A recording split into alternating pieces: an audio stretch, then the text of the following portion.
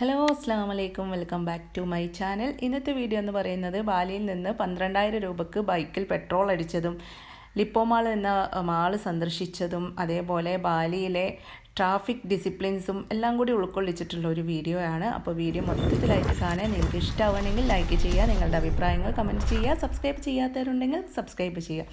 അപ്പോൾ ശരി, നമുക്ക് നേരെ വീഡിയോയിലേക്ക് കിടക്കാം. ഇന്ന് ഞങ്ങൾ ഇവിടെ ഒരു പ്രധാനപ്പെട്ട ഒരു മാളുണ്ട്, ലിപ്പോ മാൾ എന്ന് പറഞ്ഞിട്ട്. അപ്പോൾ അങ്ങോട്ടേക്ക് ഇറങ്ങിയതാണ്. അപ്പോൾ പോകുന്ന വഴിയിൽ നമ്മൾ ഇവിടെ സ്കൂട്ടർ ഉണ്ട്. അപ്പോൾ നമ്മൾ സ്കൂട്ടറിലാണ് പോയിരുന്നത്.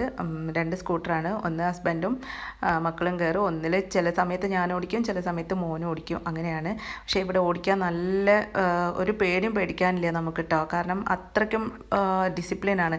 നമ്മൾ നോക്കുമ്പോൾ കണ്ടില്ല, വണ്ടിയൊക്കെ ഇത് ബ്ലോക്കിലാണ് നിൽക്കുന്നത്. എത്രയും ഡിസ്റ്റൻസിലാണ് ഓരോ വണ്ടി നിർത്തിയിട്ടിരിക്കുന്നതെന്ന് നമുക്ക് കാണാം. നമ്മളവിടെയൊക്കെ ആണെങ്കിൽ, നമ്മുടെ നാട്ടിലൊക്കെ ആണെങ്കിൽ ഒരു ചെറിയൊരു ഗ്യാപ്പ് കിട്ടിയാൽ മതി, ആ ഗ്യാപ്പിലൂടെ കുത്തി കൊള്ളിച്ചാണ് ഡ്രൈവിങ്. അതും പരന്നും ഹോൺ അടിച്ചിട്ടും. ഇവിടെ അടി വളരെ റെയറായിട്ടാണ് ഹോൺ അടിക്കുക കേട്ടോ. കാരണം ഹോൺ അടിക്കാറേ ഇല്ല. അത്രയ്ക്കും ഭയങ്കരമായിട്ട് ഒരു ബുദ്ധിമുട്ട് വരുമ്പോൾ മാത്രമേ ഒന്ന് ഹോൺ അടിക്കുള്ളൂ. അതൊരൊറ്റ ഹോണേ അടിക്കുള്ളൂ. ഹോണ് എന്ന് പറയുന്ന ഒരു സംഭവം ഇവിടെ കേൾക്കുന്നില്ല. കാരണം എന്താണെന്ന് വെച്ചാൽ ആർക്കും ഇവിടെ തിരക്കില്ല. എല്ലാവരും ആ ഒരു എന്താ പറയുക, ഇപ്പോൾ നമ്മൾ ഒരു വണ്ടി വളക്കാനും തിരിക്കാനൊക്കെ നിൽക്കുന്ന സമയത്ത് അത് എത്ര സമയം എടുത്തിട്ടാണ് നമ്മൾ വളച്ച് പോകുന്നത്, അത്രയും നേരം അവരവിടെ വെയിറ്റ് ചെയ്യും. പക്ഷെ നമ്മളിവിടെയൊക്കെ ആണെങ്കിൽ ഹോൺ അടിച്ച് വെറുപ്പിച്ചിട്ട്, ഒരു ബിഗ്നേഴ്സൊക്കെ ആണെങ്കിൽ വണ്ടി അങ്ങനെ ഓടിക്കുന്നതെങ്കിൽ കഴിഞ്ഞ് കഥ. ഹോൺ അടിച്ച് വെറുപ്പിച്ചുള്ള തെറി മുഴുവൻ കേട്ടിട്ട് ഓടിക്കാനുള്ള ആ ഒരു ധൈര്യം തന്നെ പോയി പോകും. ആ ഒരു ടെൻഡൻസിയാണ്. ഇവിടെയൊക്കെ ബസ് വരെ ഇങ്ങനെ വെയിറ്റ് ചെയ്യാണ്.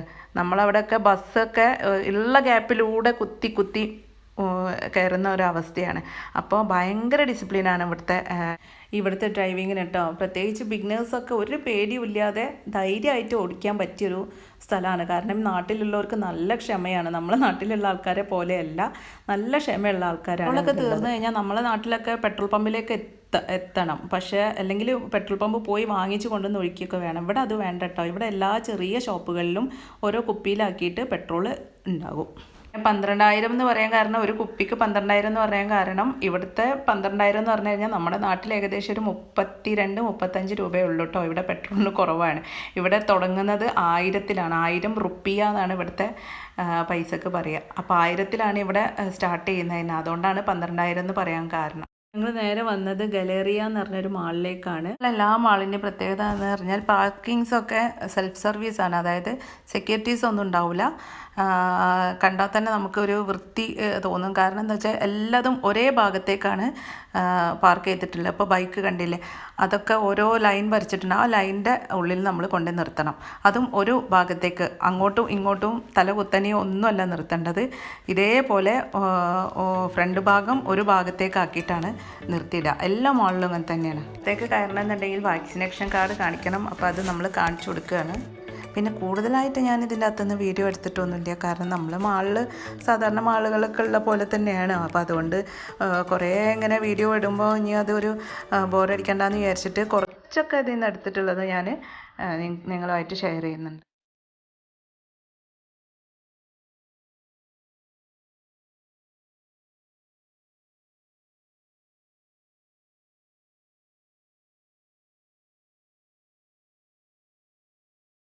ഞങ്ങൾ നേരെ പോയത് ഹൈപ്പർ മാർക്കറ്റിലേക്കാണ്. സത്യം പറഞ്ഞാൽ നമ്മൾ വേഗം പോകല് ഹൈപ്പർ മാർക്കറ്റിലേക്കാണ്. കാരണം നമുക്ക് വേണ്ട എല്ലാ സാധനങ്ങളും ഉള്ളത് അതിൻ്റെ അകത്താവും. അപ്പോൾ ഏതൊരു മാളിൽ കയറിയിട്ടുണ്ടെങ്കിലും എൻ്റെ ഒരു സ്ഥിതി പറയുകയാണെങ്കിൽ ഞാൻ ഫസ്റ്റ് പോകല് ഹൈപ്പർ മാർക്കറ്റിലേക്കാണ്. കാരണം നമുക്ക് വേണ്ട സാധനങ്ങൾ അതിൻ്റെ അകത്ത് ഉണ്ടാവും. മാത്രമല്ല, ഇനിയിപ്പോൾ ഡ്രസ്സായാലും ഒക്കെ ഒരു ഹൈപ്പർ മാർക്കറ്റിൽ കയറിയാൽ തന്നെ എല്ലാ സാധനങ്ങളും അതിൻ്റെ അകത്ത് നിന്ന് കിട്ടും. അപ്പോൾ നമ്മൾ വേഗം ഓടിച്ചാടി കയറല അതിൻ്റെ അകത്തേക്കാണ്.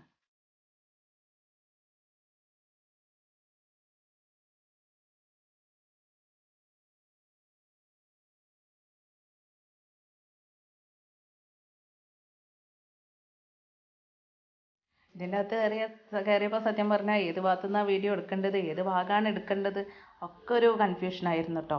ഏത് ഭാഗത്തൊക്കെ പോയി എടുക്കണം എന്നുള്ളൊക്കെ കാര്യത്തിൽ ഭയങ്കര കഷ്ടം. കാരണം ഒന്നായിട്ട് പരന്ന് കിടക്കുകയായിരുന്നു. ഒരുപാട് സാധനങ്ങൾ, ഒരുപാട് ഐറ്റംസാണ്. ഓരോ ഏരിയകളായിട്ട് തന്നെയാണ് ഉള്ളത്. അപ്പോൾ അതുകൊണ്ട് പെട്ടെന്ന് തന്നെ ഇങ്ങനെ കണ്ടപ്പോൾ ഇതിനൊരു കൺഫ്യൂഷനായിപ്പോയി, ഏത് ഭാഗത്തുനിന്ന് എടുക്കണം ഏത് ഭാഗത്തെടുക്കണം എന്നുള്ളതൊക്കെ.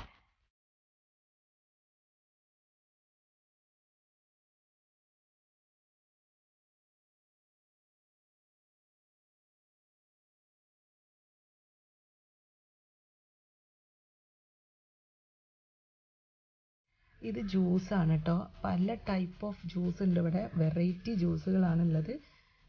പല തരത്തിലുള്ള ജ്യൂസുകളുണ്ട്. പിന്നെ ഇത് പോർക്കാണ്, പോർക്കിൻ്റെ പല ടൈപ്പ് ആക്കിയിട്ടുണ്ട്. അതേപോലെ ഇത് ചിക്കനാണ്. ചിക്കൻ ആയാലും ബീഫായാലും ഫിഷ് ആയാലും എല്ലാ ഭാഗങ്ങളും അതിൻ്റെ സെപ്പറേറ്റ് ആക്കി ഇവർ വെക്കും. അതായത് നെയ്യ് വേറെ, ലിവർ വേറെ, തല വേറെ, നെയ്യ് അങ്ങനെ പല ബീഫായാലും ചിക്കനായാലും ഫിഷ് ആയാലും അങ്ങനെ വെക്കും. പിന്നെ ചിക്കൻ്റെ ഈ കാലുണ്ടല്ലോ, നമ്മൾ ഒഴിവാക്കുന്ന വിരലൊക്കെ അടങ്ങിയ കാല്, ആ കാല് ഒക്കെ ഇവർ ഇവിടെ എടുക്കും. അത് വേവിച്ചിട്ട് ഇവർ കഴിക്കാറുണ്ട്. സത്യം പറഞ്ഞാൽ അതാണ് ഏറ്റവും കൂടുതൽ നല്ലത്, പ്രോട്ടീനൊക്കെ അടങ്ങിയത് അതാണ്.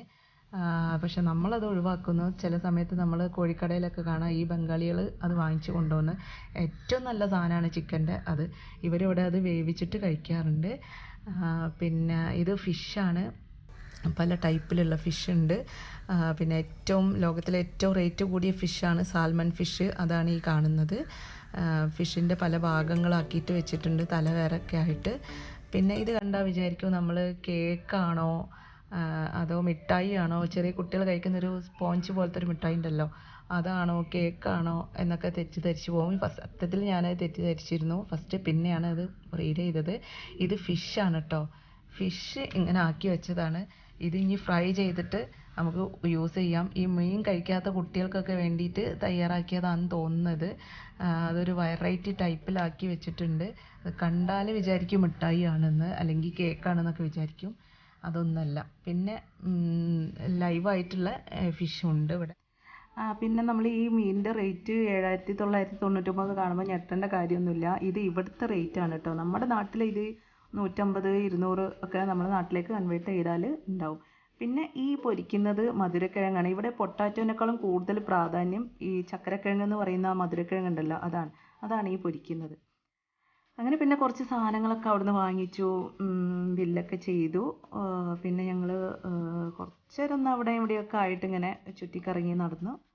പിന്നെ മെല്ലെ അവിടുന്ന് പോന്നു. കാരണം ഇവിടെ ഇടയ്ക്കിടയ്ക്ക് മഴ പെയ്തുകൊണ്ട് നിൽക്കുന്നുണ്ട്. മഴ പെയ്തു കഴിഞ്ഞാൽ ബുദ്ധിമുട്ടാണ്, യാത്ര ചെയ്യാനും ഇറങ്ങാനും ഒക്കെ ബുദ്ധിമുട്ടാണ്. അപ്പോൾ അതുകൊണ്ട് പിന്നെ കൂടുതലായിട്ട് ഇവിടെ നിന്നില്ല. പിന്നെ അവിടുന്ന് മെല്ലെ അവിടുന്ന് ഇറങ്ങി.